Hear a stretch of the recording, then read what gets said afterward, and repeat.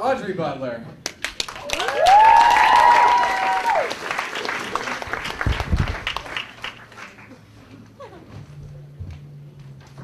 I missed that. Hope you got it all right. What is up? Notice the water? Real comedians do that. They get the water. I wish there was a stool to put it on. Not appropriate. How's it going? Hey! Hi! So, you guys might not know this, but for my summer job I work as a roving storyteller. And I bet you're wondering, well, what's a roving storyteller? Well, I go to parks, I rove, and I tell stories.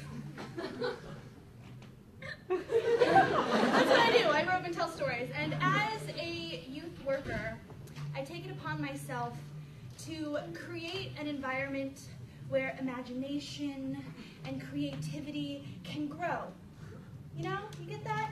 And the way I interpret that is wearing costumes.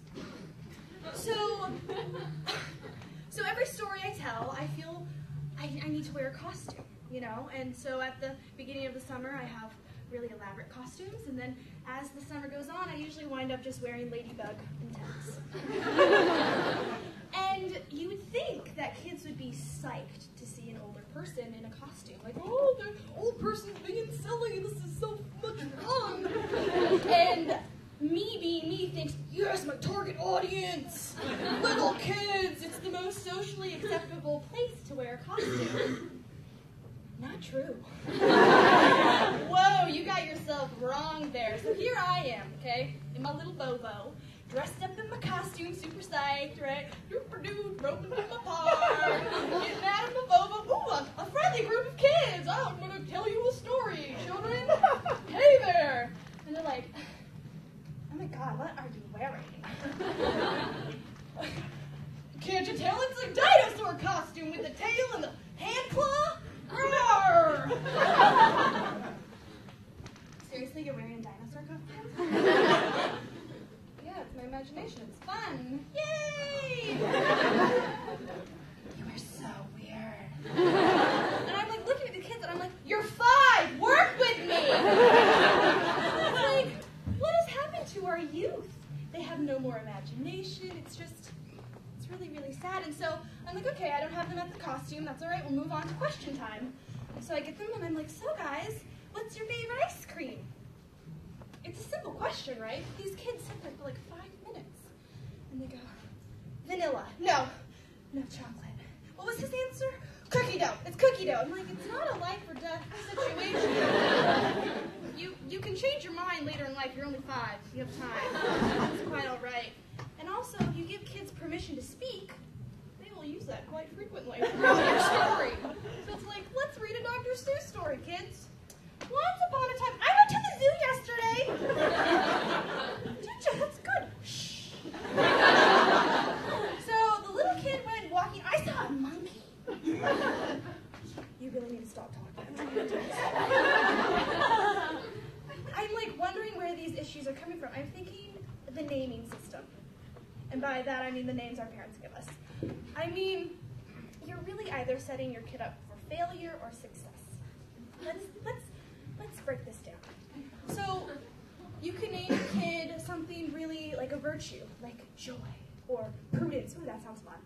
Or happy, you know? Think of this beautiful little girl named Joy. Okay, she's in her mid-teen crisis, 15, she's like sitting there, and all her friends are like, what's wrong, Joy? You seem really down.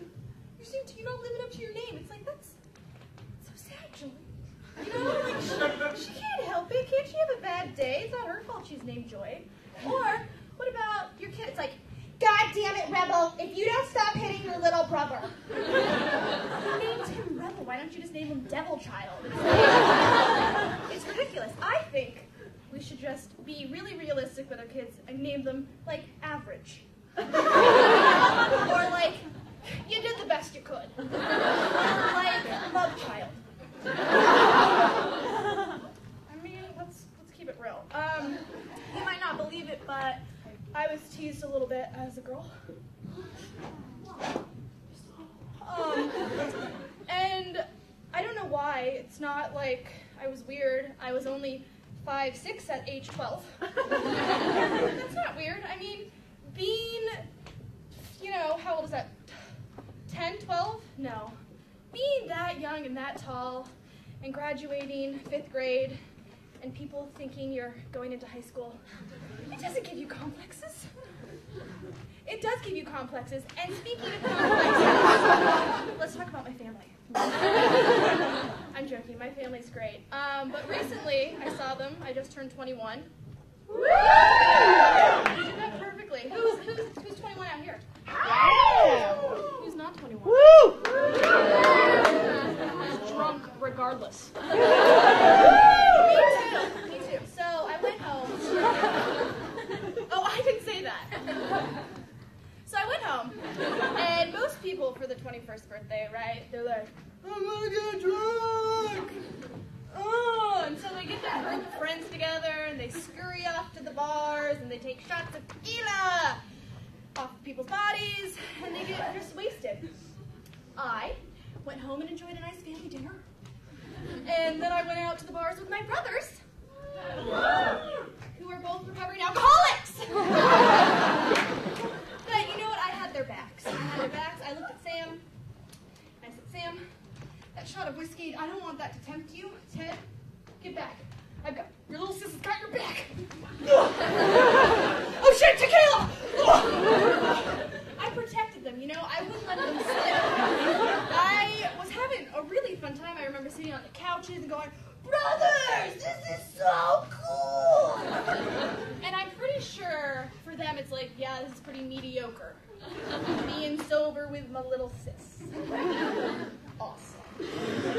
No, it actually was really, really fun. And my mom gave me a really special birthday present.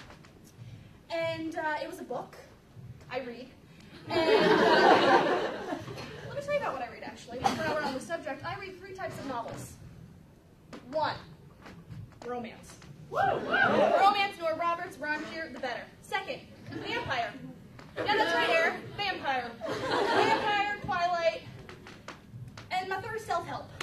And if I found a book that incorporated all 3 of those things, I would already be enlightened.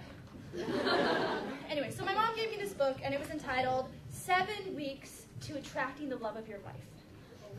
And I know what you're thinking.